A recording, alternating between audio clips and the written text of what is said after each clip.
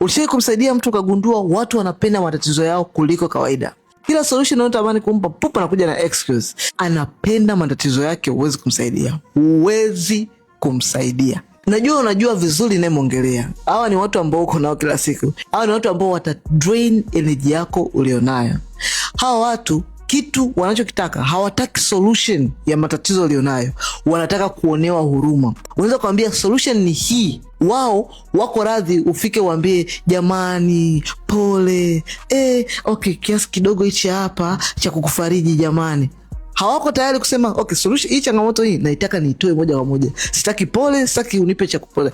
Nifanye nini kuweza kutoa changamoto hii ili niweze kupata solution? They are not ready. Hata ufanyeje. Sasa hii ogopa zaidi pale ambapo unataka kuanza biashara ama kuanzisha kampuni, alafu watu unaotaka kwenda kushirikiana nao kwenye hiyo kampuni ama project ni watu wa hivi. Watu hao watakufanya usahau kabisa kufikia ndoto zako. Kwa mfano, nataka kusajili kampuni. Okay, nimegundua marafiki zangu fulani wanaweza kufanya 1 2 3. Nikiwaleta kwenye hii idea yangu watanisaidia 1 2 3. Sasa inabidi niwashirikishe ili tusajili kampuni kwa pamoja. Alafu tukishasajili kampuni moja kwa pamoja, tufanye 1 2 3 4 5. Then tutapata matokeo 1 2 3.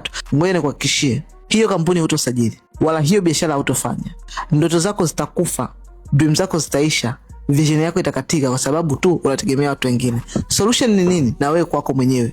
Sasa ili na wewe usiwe kama wao kwamba nimekosa kwa watu wao, kwa hiyo ni ngumu kufanya kampuni. Ngoja nikwambie kitu kimoja. Kampuni unaweza kujisajili wewe mwenyewe vizuri na ukaingia sokoni na ukatafuta team nyingine, na kwa sababu wao wamegoma kusajili kampuni, wao wanahitaji tu kupata hela na kumaliza. Hawataki take risk wala kusimama kama kampuni. Take risk wewe. Sajili kampuni, ingia sokoni. Wao watumie kama team, kama wakipenda. Wasipopenda, tafuta team nyingine, anza kujenga taratibu, kampuni yako itasimama na itafanya vizuri sokoni. Wakati wao wako pale pale wameganda kwenye excuse zao. Mtu mwenye excuse unaweza kumpiga hata na mwiko asistuke kwamba hii ni excuse. Mtu mwenye sababu ni sababu tu. Kama uko hapo unasubiria watu waje wakukubalie idea yako ulionao ndio mkuwe pamoja ndio msajili kampuni, sahau kupata matokeo. Kwa sababu gani? Watu wana excuse miaka yao yote. Leo kesho keshokuta wana excuse vile vile.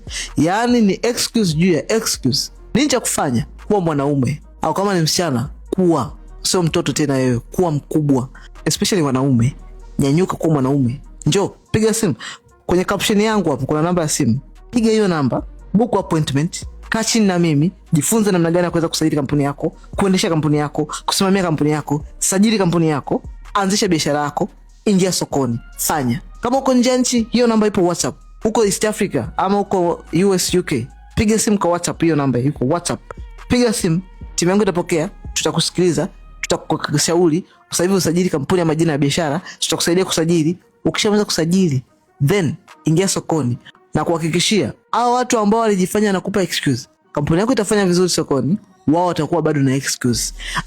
Niliona kwa kweli bado sijapenda. Unapenda, unasubiri upende. Mambo dunia yanakwenda speed, usubiri upende.